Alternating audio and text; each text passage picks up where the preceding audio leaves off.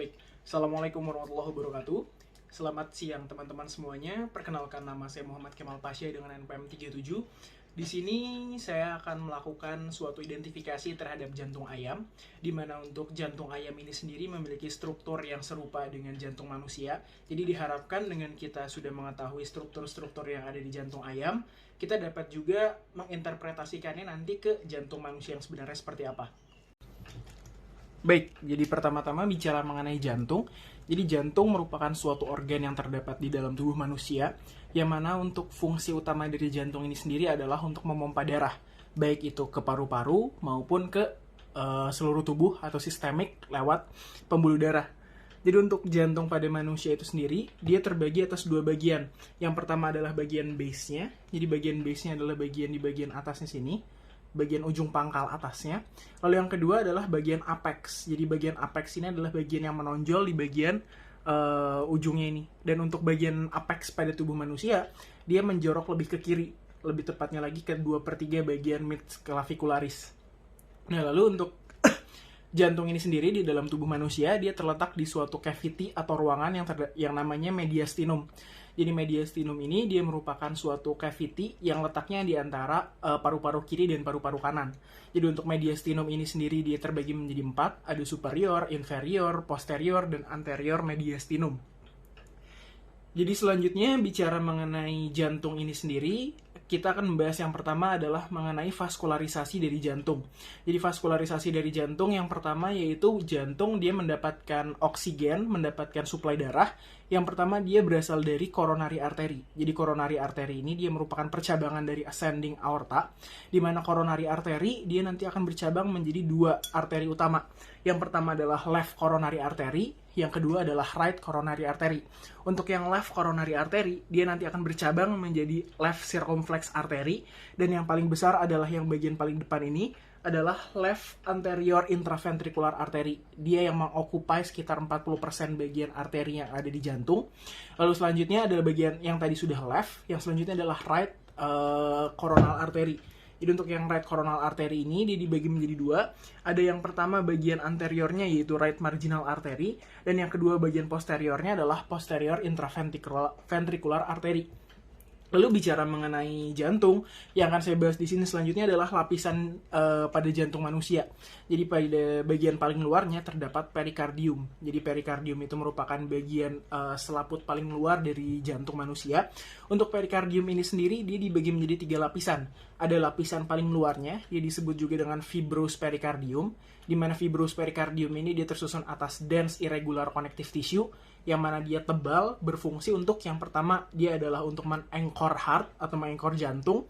Lalu yang kedua fungsinya adalah untuk melindungi bagian dalam dari jantung karena dia adalah struktur yang tebal dan keras. Lalu selanjutnya untuk fibrous pericardium ini karena dia merupakan dense atau connective tissue yang tebal, jadi dia tidak elastis.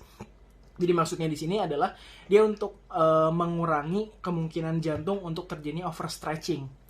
Lalu yang kedua, bagian dalamnya lagi dari perikardium tadi adalah parietal perikardium, di mana parietal perikardium dia bersama-sama dengan epikardium atau biasa disebut juga dengan bagian visceral dari perikardium, dia dilapisi atau dipisahkan oleh suatu cavity yang bernama pericardial cavity, di mana di situ terdapat cairan. Cairan ini ada berfungsi untuk meminimalisir friksi antara bagian epikardium dengan bagian parietal perikardium tadi. Lalu ada bagian yang paling tebalnya yaitu bagian miokardium, dari namanya sendiri miokardium, yang berarti dia merupakan struktur yang terdiri dari jaringan-jaringan muscle. Di mana untuk jaringan jantung tersusun utama atas jaringan-jaringan muscle yang berfungsi untuk menerima dan memompa darah dari ke seluruh tubuh maupun ke paru-paru. Lalu bagian paling dalamnya lagi ada yang namanya endokardium. Lalu yang selanjutnya yang akan saya bahas di sini adalah bagian internal dari jantung itu sendiri. Jadi bagian internal dari jantung, yang pertama untuk jantung ini sendiri dia terbagi menjadi 2 bagian. Yang pertama ada bagian atrium, atau biasa disebut juga dengan anak-anak SD yaitu dengan serambi. Lalu bagian bawahnya yaitu disebut juga dengan ventricle atau biasa disebut juga dengan bilik. Untuk ya di jantung kita terdapat 2 atrium dan 2 ventricle. Atrium kanan, atrium kiri, ventricle kanan, ventricle kiri.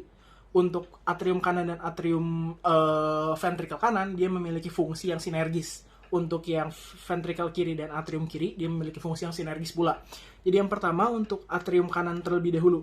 Jadi untuk atrium kanan, dia berfungsi untuk menerima suplai darah dari seluruh tubuh, baik itu lewat superior vena cava maupun inferior vena cava. Kemudian dia nanti akan masuk ke atrium kanan.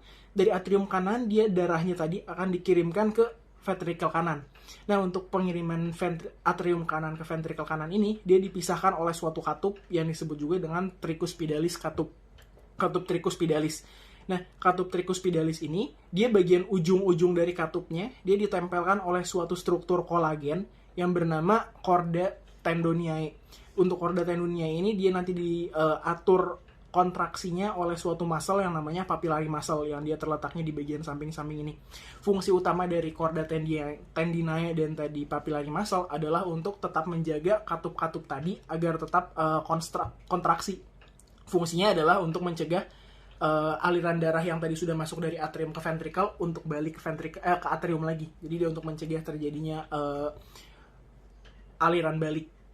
Nah, untuk yang terdapat chorda tendinae dan papillary muscle tadi bukan hanya di tricuspidalis muscle ini, tricuspidalis valve ini, tapi dia terdapat juga di katup-katup lainnya.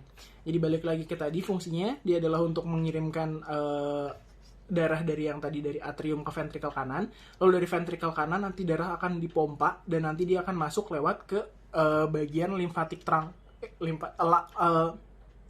pulmonary trunk. Nah, nanti dari pulmonary trunk dia nanti akan dikirimkan ke pulmonary artery. Dari nanti pulmonary artery kemudian nanti akan masuk ke bagian alveolus. Kemudian nanti terjadi pertukaran antara oksigen dan karbon dioksida. Kemudian dia nanti akan masuk kembali lewat pulmonary veins yang nanti dia akan masuk ujung-ujungnya adalah ke atrium sebelah kiri. Nah, nanti dari atrium sebelah kiri ini nanti dia akan dikirimkan ke ventricle sebelah kiri lewat lagi katup. Tapi bedanya katupnya ini namanya bicuspidalis, katup bicuspidalis atau biasa disebut juga dengan mitral katup. Nah, lalu yang selanjutnya setelah dia nanti diterima darah yang tadi dari lungs, dari paru-paru oleh atrium, kemudian dia dikirimkan ke ventricle kiri. Dari ventricle kiri nanti dia akan dipompa kembali, lalu nanti dia akan dikirimkan lewat aorta. Nah, untuk aorta ini sendiri, dia yang pertama akan menjadi ascending aorta, di mana ascending aorta dia nanti akan memberikan cabangnya, salah satunya yaitu menjadi coronary artery yang tadi sudah saya sampaikan. Lalu selain itu juga dari ascending aorta ini nanti dia akan terbentuk yang namanya aortic arch. Aortic arch ini nanti akan terjadi 3 percabangan utama. Yang pertama adalah brachiocephalic artery. Yang kedua adalah menjadi left common carotid artery. Dan yang ketiga adalah menjadi left subclavian artery. Nah, untuk yang tadi left brachiocephalic artery, dia nanti akan bercabang lagi menjadi right common carotid artery dan right subclavian artery. Kemudian dari yang tadi sudah aortic arch itu tadi, sebagian besarnya dia nanti akan menuju ke bawah yang menjadi descending aorta. Jadi descending aorta ini nanti dia fungsinya adalah untuk memberikan vaskulernya ke bagian toraksik, abdomen, dan bagian bawah bagian tubuh lainnya. Jadi mungkin untuk identifikasi dari saya mengenai jantung ayam ini yang saya terkaitkan dengan jantung manusia sudah cukup sekian. Atas kurang dan lebihnya saya mohon maaf. Wassalamualaikum warahmatullahi wabarakatuh.